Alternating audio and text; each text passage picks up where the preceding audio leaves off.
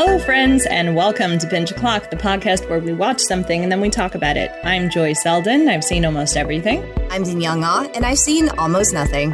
And we're here today to talk about Kipo Season 2, Episodes 1 and 2. We're doing a little divergence. We covered 4 to start off with, but as things sort of pick up here, we're going to stretch out these episodes a little bit because, again, as we know, so much happens in these episodes. So I think that's on the bingo card for the Kipo season. Yes. Check off on your bingo card if Joy's plan for the number of episodes they were going to cover kind of fell through because she was a tiny bit of an overachiever. Or when we announce at the beginning of every podcast episode that so much happens. Yes. That is Kipo. Specifically for the Kipo season. So much happens. That's your freebie. That's your freebie square. But yeah, so we open. I mean, we could just dive right into it. I love these episodes. Oh, same. Same. They're great. They're great. I like that the first episode has a lot of different things happening. And then the second episode really just focuses on one or two things that are like really super emotionally driven. And the first episode is, I mean, like they're both plot, right? Because there's nothing but plot in this show. But like the first episode is a lot of like sort of menial tasks that we need to hit certain benchmarks in the plot. That's exactly how I was going to describe it. Like in the first episode, they have to deal with a few very important things. One of which is, what do we do with Troy and the twins? Because Troy and the twins can't follow us. They just can't. They're all going to die, right? So like, great, get that out of the way, season 1. They're burrow humans. They can't survive on the surface. They just can't. They will die. We wouldn't want that. We don't want Troy to die. I also don't want Dahlia or Asher to die. So it was very old friends just met with those three. It was just like, oh no, and now we need to protect you and keep you safe. So the episode really does start right where we left off with, you know, Kipo sort of wrestling with this flamingo and she's got it under control. And then she's like, okay, let's go save everybody. And the team is like, but what about the kids? Them. So they devise a plan. Kipo and Dave, because they're apparently a super good duo, which is awesome and inexplicable, but it's great. Okay, well, there's another reason Kipo has to travel with Dave, which is, this is something new, by the way, introduced in season 2, which is that Mandu likes to eat the skin or the husk that Dave discards every time he molts. And so Kipo's like, well, I'm going to take Dave because then we can just drop the husks like breadcrumbs and you and, Mandu will be able to lead you right back to us. Yeah. Yeah. It's gross. It's gross when it happens. It's gross in the canon of the show. Even Wolf is like, could you pretend not to like that as much as you seem to? Because it's gross. Way to be gross, buddy. But I mean, like, look, I look at it this way. Mandu is a mute from the surface. Mandu is waste not, want not. If she tastes something and it's tasty and it doesn't make her sick and it doesn't kill her, she's going to keep eating it. I also have to imagine, and I know I'm not a biologist or anything, but I have to imagine there's protein or something in that husk, right? Like protein or calcium ? Is it like a bone but external? You know what? Bug scientists at me. I would like to know this information. You know what? I would also like to know. I would be very curious to know if, like, you know, even like, I mean, I guess even like snake skin. Sometimes I imagine it like snake skin, even though it is definitely like more of a molting situation. Like yes, exactly. You can pick up a hard piece. Yes. Like when a cicada molts or gets rid of its outer layer, it literally, like, the outer layer still looks like an actual cicada sitting on the tree. Yes. They're super weird. Famous side note, famous pastime was putting those on your sweater to adorn yourself with a bunch of cicadas, and it was hilarious looking.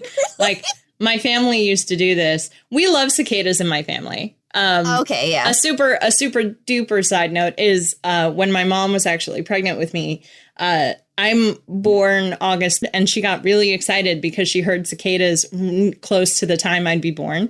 And she got very happy because she was like, oh, there's going to be this lovely sound every time. So my daughter will know when it's close to her birthday. And it's like, it's super sweet and adorable. We stand cicadas in this house. I actually like the sound of cicadas too. They make me think of a warm summer night. That's exactly what cicadas make me think of.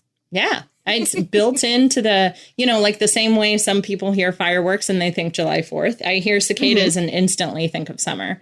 But yes, sorry, super sidetracked. But yes, so Mondu loves the taste of these husks. So the plan is to Dave go with Kipo and Mondu go with Wolf and Benson to set up the teenagers with the Timbercats, which... Of course. Not a terrible idea. Look, the Timbercats were the first large group of mute that Kipo met. They have the most rapport with them.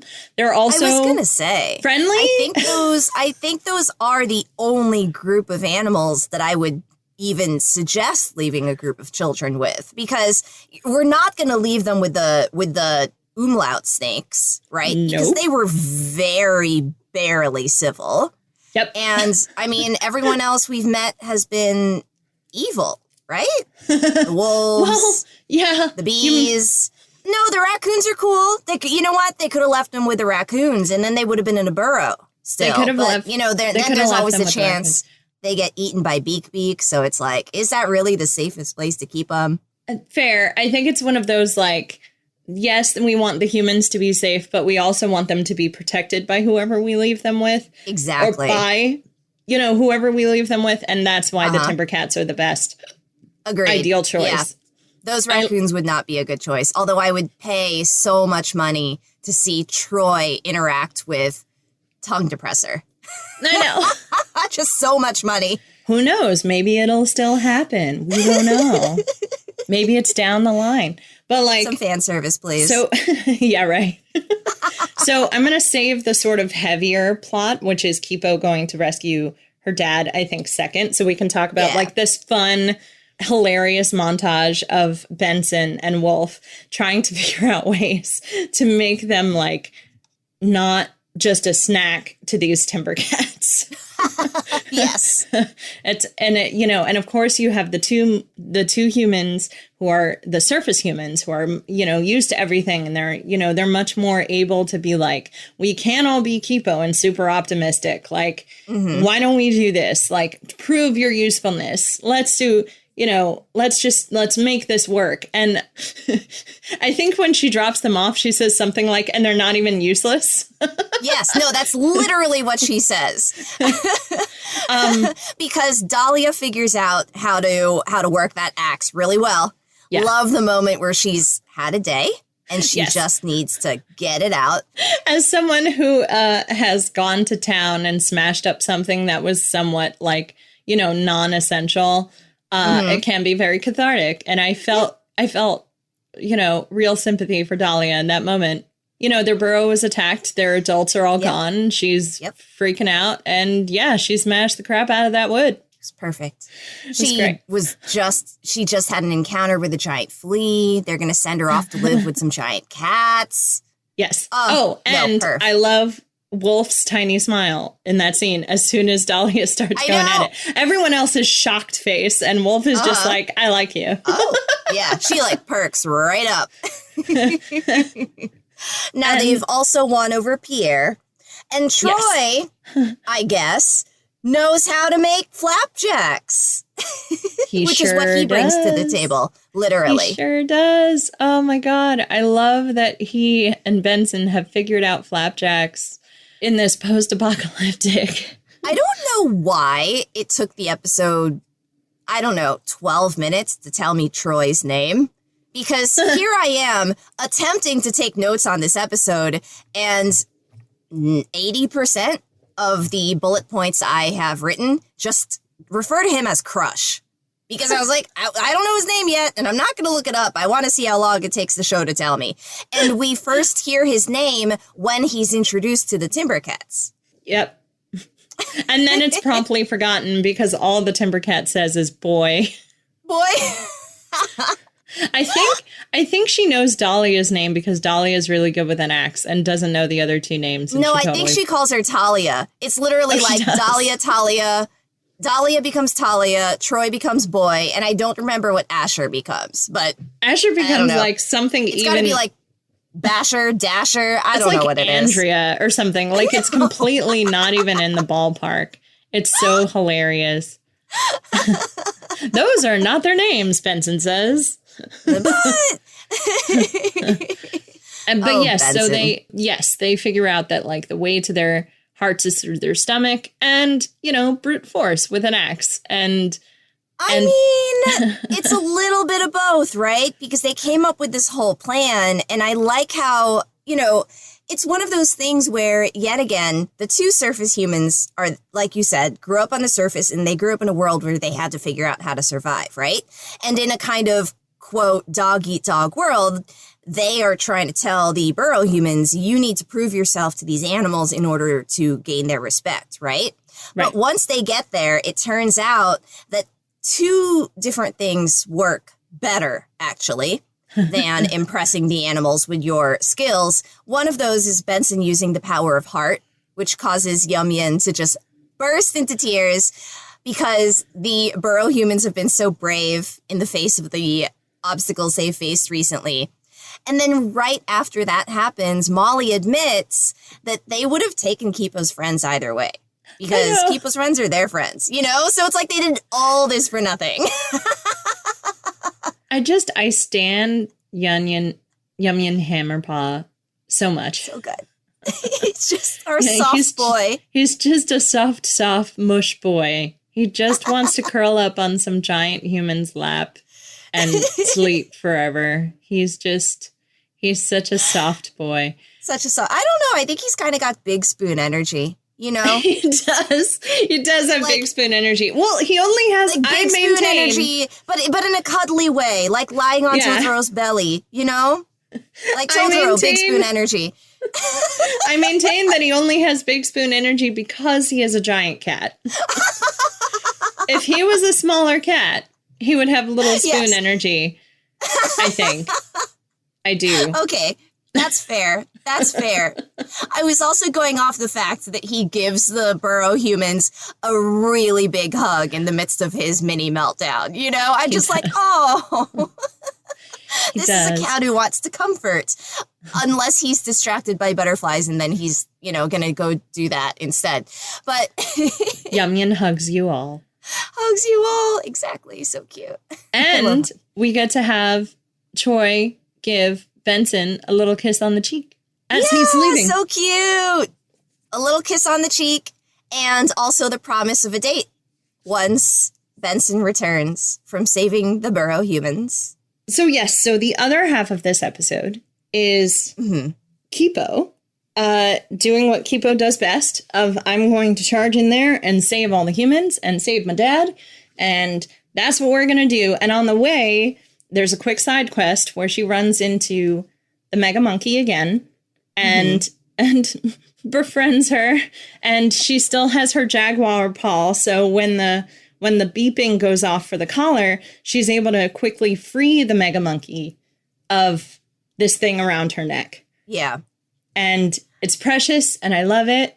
I love the friendship bracelet. I think that's probably my favorite part of the entire scene. I mean, no, did I love seeing Kipo belting out her lullaby song as she's ducking and covering for her life? Yes. Absolutely. Like it was very much like, it was that very much that like sun's going down kind of moment between Thor and You're Hulk. Not wrong. Sun's getting real low, buddy. There it is. I was like, I misquoted. I know I did. But I misquote everything unless I have it written down. But I love that moment and the cute little friendship bracelet that literally just fits on like the tiniest tuft of fur on the Mega Mute's wrist. It's so tiny. And I just keep imagining how she doesn't want to disturb it, you know? So, like, she's very careful to not use that paw a lot, you know? Because the slightest little, like, whisper of air would just blow that thing right off, right? Exactly. Exactly. But yeah, so we have this really lovely sort of interlude, and Dave is like, well, I didn't expect that to happen. And then they continue on their way. They get to Scarlemane's hideout, and Scarlemane and the majority of his folks aren't there. And the majority of the burrow humans aren't there. We don't know where they are. Well, Kipo doesn't know where they are. Yes, exactly. So we know they are going to destroy Ratland. Yes. Yep. And wow, do they destroy Ratland. They they basically take the spare metal off the like they take the paint off the metal off the walls. Like it is. Oh yeah. Like they just scavenge demolished the entire area. And then not even that, very much scorched earth, because on top of taking the useful materials from Ratland, Scarlemane is just very much against the idea of Ratland philosophically, right? Yes. Because his whole thing is mutes will reign supreme, under me, of course. And Ratland is a place where humans and mutes can exist together, right? So he's like, absolutely not. This is not an equal playing field. Humans had their chance and they messed it up, you know? So, nope, it's our turn. And so not only does he scavenge everything useful from Ratland, he also just blows up the entire place with some of that explosive humming bomber nectar. He sure does, and just takes out friggin' everything. Kipo, meanwhile, you know, runs into her dad and, like, gets him out of the cell and well, actually, before she gets him out of the cell, they have a little heart-to-heart about why Kipo has a giant jaguar paw. And it's because they were experimenting with her DNA while her mom was pregnant with her and hoping to create this, like, mega mute. And so she's more jaguar than... She's kind of a mix of both, right? Which is the whole thing in episode 2. Because she still has her human DNA. It's just that they infused her human DNA with a mutagen to allow her to transform into a mega jaguar, which I love Kipo's reaction to that. Like, you think at first she's going to be upset, but she's actually like, that's so cool. Yeah. Because now she is jazzed to be here. Yeah. Hero training.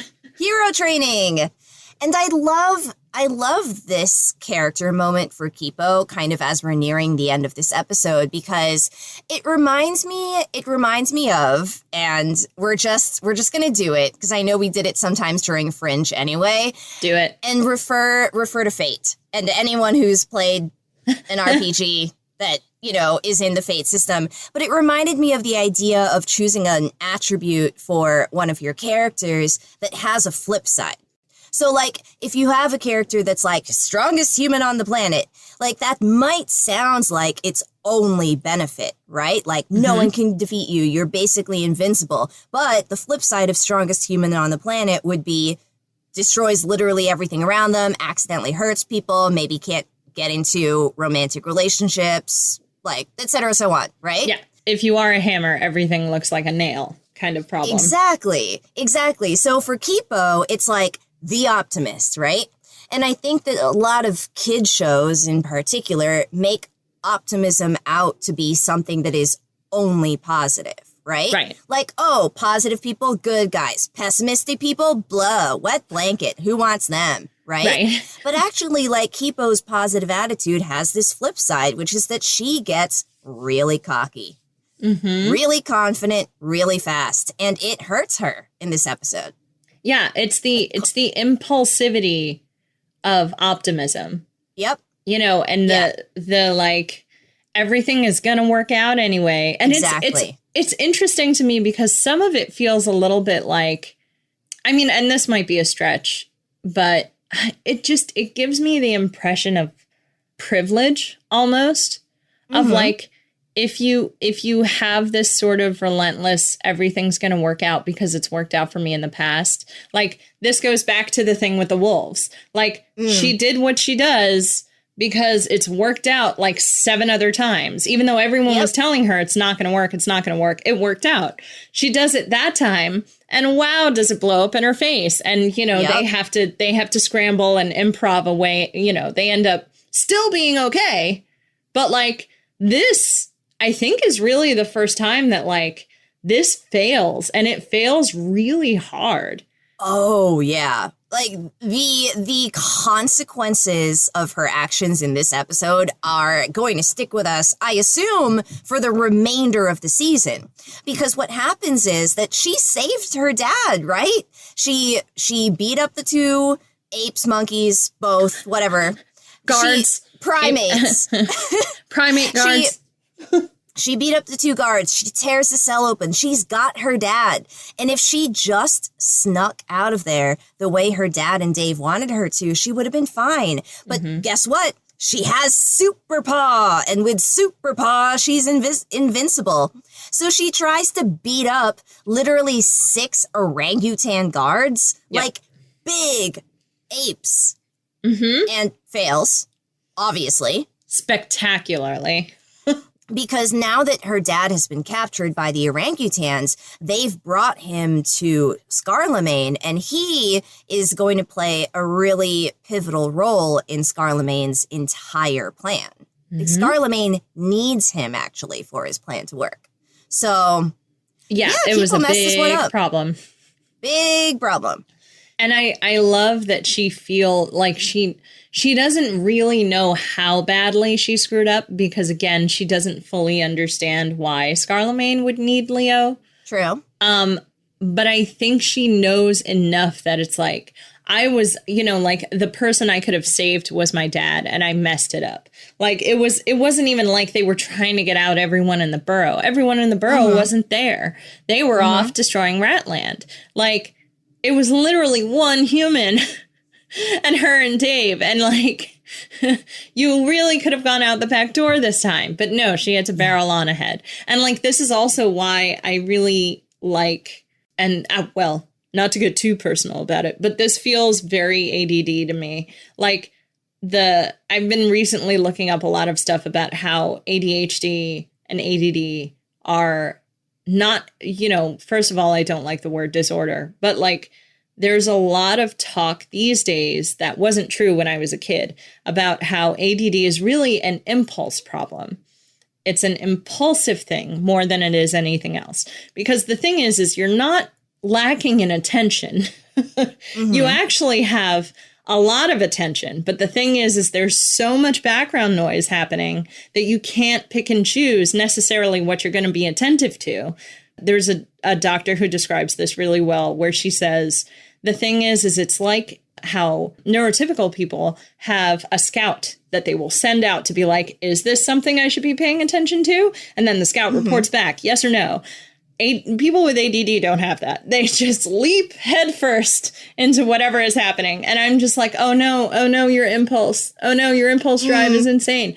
And this is the double-edged sword of impulsivity where, yes, this big, giant, terrible thing happened, but she also was able to like help the mega monkey and, you know, use the timber cats. Well, not use the timber cats, but like she was right about the timber cats, you know, like, yeah, there are some things she's going to be right about because of her big heart and because she is so optimistic. And there are some things that are going to be really bad. Yes, exactly.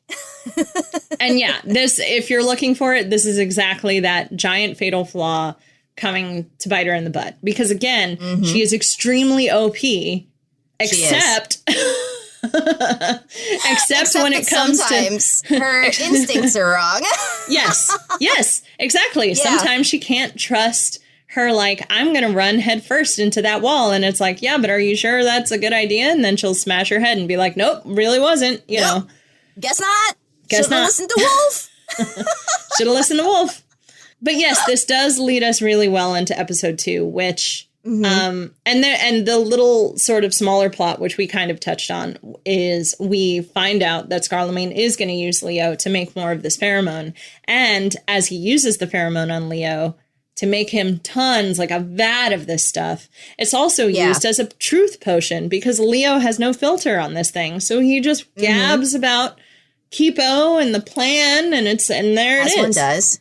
And there it is. And now Scarlamagne knows that Kipo is Leo's daughter, that she is part Megamute, that she has superpowers. And that's why the gas won't work on her. Mm-hmm. And it's all the cards are laid out on the table. I mean, while we're talking about this, can we just pause and discuss Scarlamagne yet again? Yes. Look, I will talk about Scarlamagne all day. I love that monkey. I think this is a good time to do it because, oh boy, do I love Scarlamagne. Okay, first of all, the person who voices him is doing a really, really nice job. Who I can visualize the actor's face, but I can't remember the actor's name. Oh, I'm gonna. I know him. I know the actor I'm too far because away from my computer listeners. I saw Legion. I know he's in Legion. Yes. He's the title character in that, and he's doing great. But I mean, yet again, like we were discussing the last time we discussed Kipo, he is such a chaotic character, but at the same time is like simultaneously laser focused on his goals and on achieving them. You know, like everything he does is purposeful. And so when he finds out about Kipo and her powers, he doesn't act out of anger or hate the way that some villains might and just be like, well, I gotta kill her. Ha-ha. You know, he's like, well, actually, no, I can use her. If she's part mute, maybe I can get her on my side. I can convince her that humans destroyed the planet. I can convince her that what I'm doing is actually the correct course of action. And if I can get her on my side, then I will be invincible. And so that's, part, 15 of his plan. Yeah, I think I love that he still continues to lose his cool over the smallest, tiniest things. His portrait. I love, I know the portrait. The portrait is pretty great.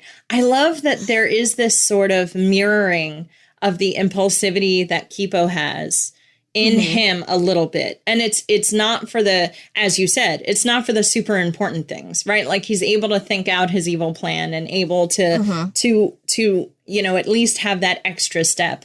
There's a lot with Scarlamagne to come. I can't wait for you to see it all. But I think this is also setting up that he has this flaw of thinking that all mutes will think like him.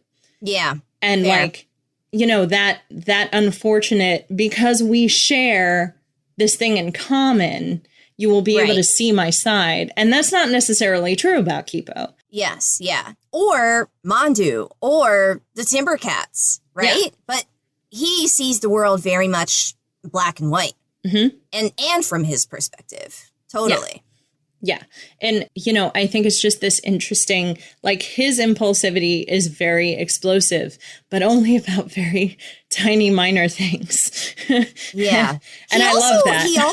He also, speaking of him not being in control of himself sometimes, he also does that kind of interesting thing where he hates humans, right? They oppressed animals for thousands of years, as he said. They destroyed the planet, as he said. They need to be taken out of power. And that's what he's trying to do. But at the same time, he's clearly working so hard to act more like them. And almost take on these human characteristics as a way to keep himself in control. When he laughs and he lets go, that's when he sounds like whatever, a mandrill. Is that what he is? I think he's a mandrill. That's when he sounds like a mandrill. And every time he laughs and lets himself sound a little bit more animalistic, you can see the animators kind of have him dial it back, adjust his collar, button up a little bit more, right? And get back into, quote, human mode. Right. As a way to keep himself under control. So it's interesting. Yeah. That keeping that kind of dichotomy in place. Yeah. No, I really enjoy, and don't worry, we will get to his backstory, but it's... Oh, yeah. But that's exactly like you hit it right on the head. He understands because I think he also understands I hate to use this word, but almost like that primal animal instincts don't yield themselves to good leaders. Like I assume, knowing that like humans used to be in charge 200 years ago, and even still they were trying to control us mutes, and that's not okay. He's not wrong. Like we have to assume that he is not incorrect. And the mutes were all fighting themselves before he tried to unite them. So I think he has this really interesting, like, not self-hate necessarily, because I think he thinks very highly of himself. But I think he does struggle with having these two things of like, the humans used to be in charge, yes, and they used to rule with, what I assume to be fear, which is what he's also taking from them, and like showing his, and basically just preening and like showing his power and showing that he can control all these humans. And now he is the supreme controller. And he basically has humans doing slave work for him. It's a really interesting thing because it's like, it's this interesting humanity mirror while also he's trying to, and this is why I love him as a character, because it's like, he's one thing to all the mutes. He's one thing to all the humans. He's another thing entirely different to himself. And and I like how complicated that is. I like that it's not, Me too. It's not, like, yes, every time he, laughs too hard and like goes full mandrill and like starts tearing things apart and climbing the ceiling. And then it's like, and then he's fine, like he gets it back together. And I think I like that it's complicated, and I like that it also betrays his more villainous side, because when he says things like the humans oppressed us for thousands of years, you're like, no, you're not wrong. When he says things like humans destroyed the planet, you're like, no, you're not wrong. But he doesn't actually care about the ethics of hierarchy, right? He doesn't actually care about dismantling systems of power. Actually, all he wants to do is keep the systems of power in place, but put himself at the top of them. Exactly. Right? And that's how you know that this is a villainous character. Right. He's just using that language to win people over to his side.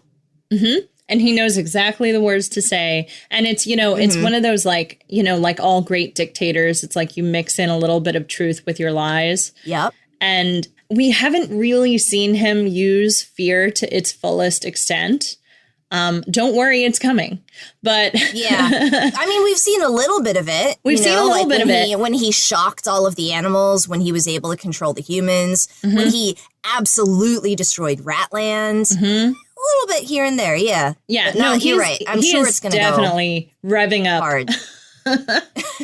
He is revving up for bigger fish, let's just say. And I mean, I think you can tell that. I was going to say spoiler, but that's obvious. Yeah, no, it's obvious. So we're in season 2, episode 2. Like, yeah, this show is going to take it up a notch. Yeah. I believe in it. I often think about the destruction of Ratland as like the Poland, like the invasion of Poland. And it's like either everyone's going to fight against you and put a stop to it, or they're just going to let you keep going and destroy everything. True. This is when the lines are drawn. The hooded figures. Did you think of the hooded figures? Sorry. Yeah. Yes. I knew you did. I saw it like in your face. You know me so well. Yes. Right at the end of that first episode, we definitely have some hooded figures who are sort of obviously human. We kind of get like glimpses of them behind their like gas mask looking faces. They show us the eyes inside the gas masks. Which I think are meant to be camo so that they look like animals, but you can't quite tell what they are. Like, yeah, no, I kind of like it. Who wears a thing like that with like a whatever? I know one of them looks like a plague doctor thing almost, and like another one had antlers maybe. I don't remember. But exactly. They're trying to be undercover.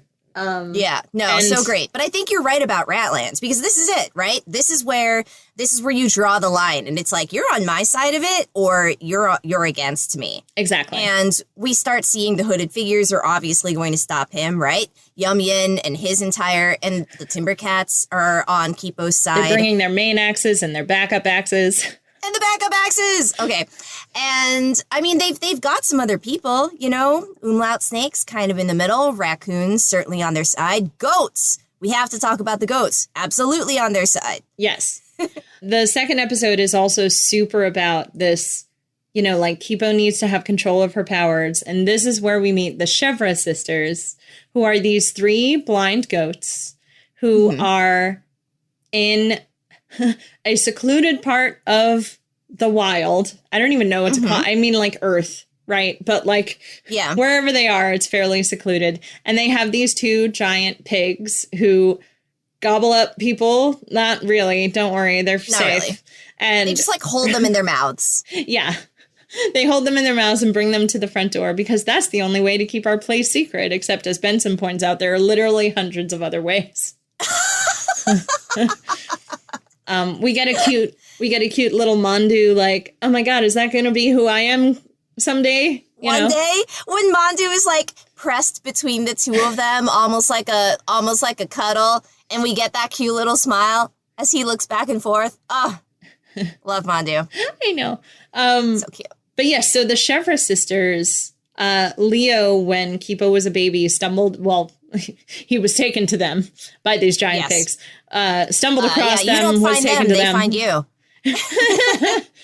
But yes, so they go to see these Chevra sisters who are here to help sort of start Kipo's training. It's a little Mr. Miyagi, right? Like it's a little wax on, wax off moment of definitely wax on, wax off, definitely, and also kind of like the 3 Fates Hercules style. A little bit, right? Yeah. They play both of those roles. They definitely do. I love that they consult cheese as their oracle. I'm super into that because I also love cheese. And I understand the love of cheese. But yeah, they essentially bring Kipo in to be like, and Kipo does all the exposition off screen, which I appreciate, and fills them in on everything. And of course, the Chevra sisters are, like devastated by everything that's happened to her. But then they're also like, sure, we can help you. And so they bring Kipo into their back room to make cheese. And what they have Kipo do is add the seasonings to the cheese a little bit at a time, while they are doing so many other things, including putting Kipo in danger. Yes. I love that this is their plan. And I'm sure the cheese told them, because the cheese talks to them. Yep. That this is what they had to do. Cheese speaks to them. If they stress her out and if they put her in dangerous, chaotic situations, she will transform. And so, while they're making cheese around her, like throwing knives in her direction, like causing the flames to erupt in her face, she becomes way more jaguar-like than we've ever seen her before. Right? It's 2 arms, it's 2 legs, it's a tail, it's ears, it's her eyes. It's all coming out. Yeah, it is. I mean, like, monstrous to her friends, obviously. We actually hear her make the jaguar growl, which I don't actually know if we've heard her do before.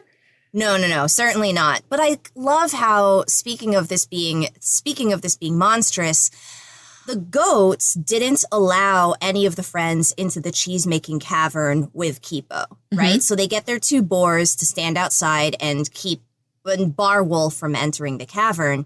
And I think that they probably did this to protect both the friends and Kipo. But when the friends actually see her, I don't think that we see them scared of her in any way. Like, they aren't fearful of her. They're more scared for her. Because they're like, what are you doing to her in this cavern? Like, we need to go help. And that's when they finally bust in, thanks to Mandu. I did like that Benson was like, she'll let us know if she needs our help. And then there's this giant jaguar growl, and he's like, I think she needs our help. I love that. Yeah, no, Mandu, stronger than she looks. is able to push a tiny crack between these two boars and let everybody in.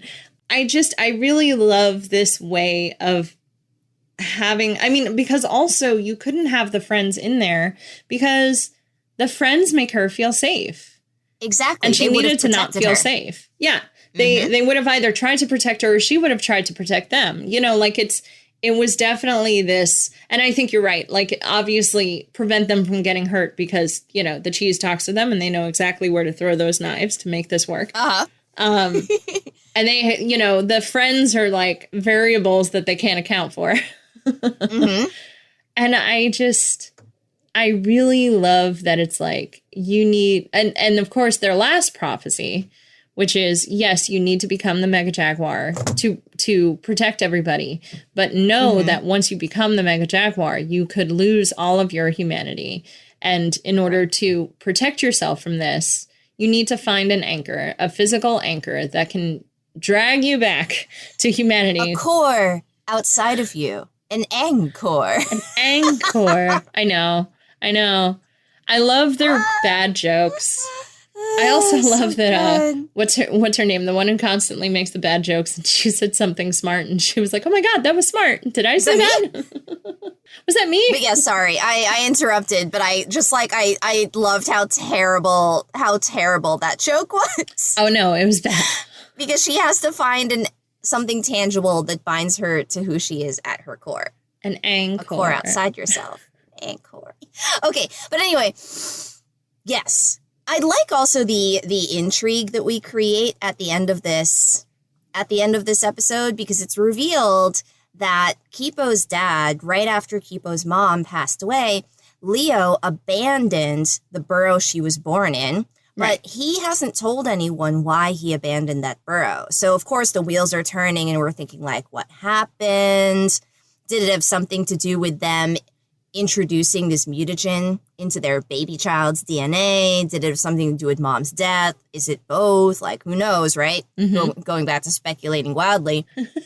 But well, now you know he's not a zookeeper, or at least not a zookeeper in the zookeeper sense that we know. Well, I said that last time. I was like, I know he's not a zookeeper. So, like, does he just visit the zoo? Fair. Well, I mean, speaking of that, like, now he's a chemist all of a sudden. And maybe I just like missed it in episode 1, but because he had written the book about the stars and he's all about that, I just assumed he was an astronomer.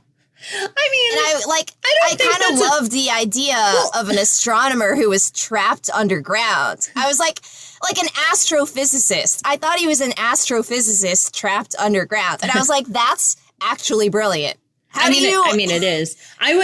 Here's what I'll say. I will, like, if you think about it from the terms of he left a burrow to live in another burrow, I think he had to sort of create this new identity for himself. I do think he's an astronomer living underground because I think that's what he teaches the kids. I think that's what he teaches as a subject in the school. So, like, it feels like he could be both. You know, like like if you're in a burrow that is like extremely, oh, I shouldn't say extremely, but like somewhat suburban. Right? Like, you get the feeling of a slightly country living. Like, we rock climb for fun, you know, and like, and all this other stuff. But what I'm saying is, like, country living is, Joy. We rock climb for fun. That's how you know I grew up in New York City. I don't actually understand. I know, it's like you and I are both city folk, and we're like, what do they do? Do they rock climb? They rock climb, right? They totally rock climb. I bet they rock climb. No, but like, what I'm saying is there isn't a whole lot of technology in that burrow. Like, it's not like you had a lot of need for chemists and DNA manipulation and all that other stuff because it was just people living their lives. So, like, I think he would have transitioned to something that, like, was useful because that burrow did have, like, a lot of, you know, everybody chips in and that kind of thing. So, like, I don't know. I think he's both. I think he was a chemist in his previous burrow because I guess he needed to be that for reasons, which we'll understand. I can't imagine him being a chemist in the burrow he ended up raising Kipo in because why? Why would he be a chemist there? Right. What are you going to do? You know, like, make medicine. Can a chemist make medicine? Probably. My extremely limited knowledge. This is this is like the suburban kids climb rocks, right? I'm like, well, there's chemicals in medicine. Can a chemist make medicine? Like, I don't know. I feel like that would actually be a useful skill underground. Or if you were creating more tunnels and you wanted to create explosives, like if you understand chemistry, you can make explosives and you can blast tunnels and increase the size of your burrow. Like, I don't know. Right. Like, I feel like there are useful things that you can do as a chemist. Fair. Much more so, and I don't mean this as any shade to any astrophysicists on here, but I much more useful in an underground situation, post-apocalyptic, than being an astrophysicist. Yeah. So if you can't see the sky, interesting. Like, oh, what are you gonna? Anyway, so we get that, which is cool, and we also get the reason.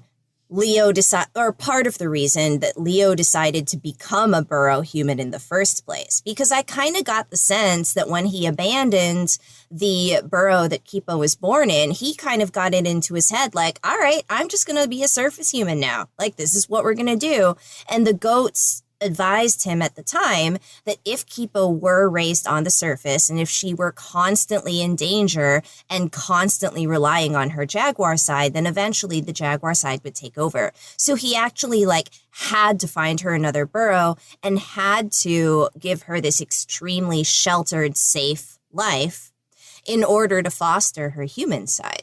Yeah. And that's how we get the Kipo that we know and love today. That's how we get the Kipo who's never seen the surface, never understood danger really that was up there, knows how to play the guitar, loves to sing, loves to rock climb, endlessly optimistic. Like, that's our Kipo. Yeah. But she doesn't know. He never let her know. Yeah. No, he never really was. He never informed her of this. And I think also he probably did that because part of their warning was if she turns into the jaguar too fast, she'll completely lose her human side. Exactly. And I probably would keep that from my kid until we reached a certain age. Yeah. But, I mean, there's also, I love this because just as they said, her jaguar side doesn't really come out until she's actually legitimately in danger with the wolves. Like, we don't see anything until all of a sudden she can see in the dark. Yeah. Yeah. So true. And I love that I really like the pacing of the show, even though it does feel a little bit like you're running a marathon. Like, I do think they build up things really nicely, and it's not too overtly, like with Scarlamine, like, yes, we know there's terrible things down the line, but we don't know specifically what those are. We just know he's building up to something. And like, yes, with Kipo, there's going to be this mega jaguar in her future, but we don't actually know how we get there. And we don't know if they'll find an anchor before we do, Yeah. I'm not upset by the pacing of this show either. I also think that it feels like a marathon because there is a lot of ground to cover, and they give the show, like, there are things that happen in each episode that are not necessarily narratively important, right? Like, it's not narratively important that Mandu puts 2 straws in his mouth and acts like a boar. But you know what? We spared 3 minutes for that because it's lovely and it's funny, right? Yes. So the show has to do that. It has to do that, and it has to push its narrative forward. And I feel like I personally have been inundated with the sort of show recently that spends literally an entire season on Kipo is looking for her dad, right? And with this show, it's like, no, we don't need to crank out 5 1-hour-long, 5 seasons of hour-long episodes about this. Kipo finds her dad. She does. She did it. It took us 12 minutes. We're moving on. That is correct.